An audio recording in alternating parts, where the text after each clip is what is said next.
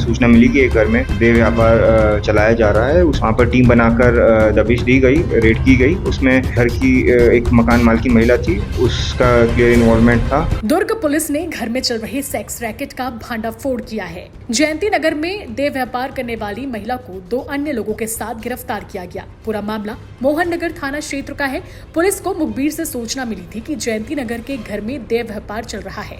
Police ने अपने 2 जवानों को ग्राहक बनाकर भेजकर सेक्स रैकेट का भांडाफोड़ किया। पुलिस ने जयंती नगर निवासी 63 साल की शशि उपाध्याय के साथ संतराबाड़ी निवासी जसप्रीत सिंह, जयंती नगर के निवासी लखन सिंह को गिरफ्तार किया। महिला के घर से 12,000 रुपए नकद भी बरामद किए गए हैं। सुनिए इस पूरे मामले में पुलिस ने क्या कुछ कहा।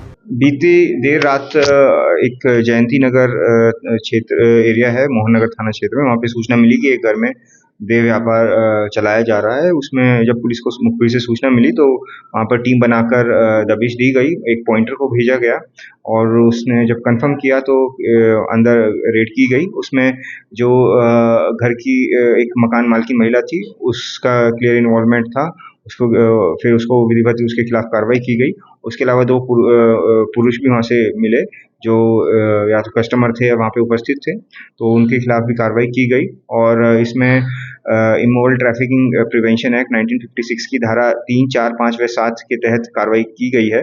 और इसमें और भी जो लोग इन्वॉल्व हैं या हो सकते हैं, उनके खिलाफ उनको भी ढूंढ के उनके खिलाफ कार्रवाई की जाएगी। पुलिस के मुताबिक महिला व्हाट्सएप के माध्यम से ग्राहकों से संपर्क कर लड़कियों को बुलाती थी और ग्राहक से 2,000 रुपए अतिरिक्त लेकर लड़कियों को उपलब्ध कराती थी। घर के आसपास के लोगों को महिला पर जब संदेह हुआ तो मामला पुलिस तक पहुंचा। इसके बाद पुलिस ने दबिश देकर महिला समेत 3 लोगों को गिरफ्तार किया। बताया जा रहा है कि मौके पर कांकेर, रायगढ़ और कोलकाता की लड़कियां मौजूद थी।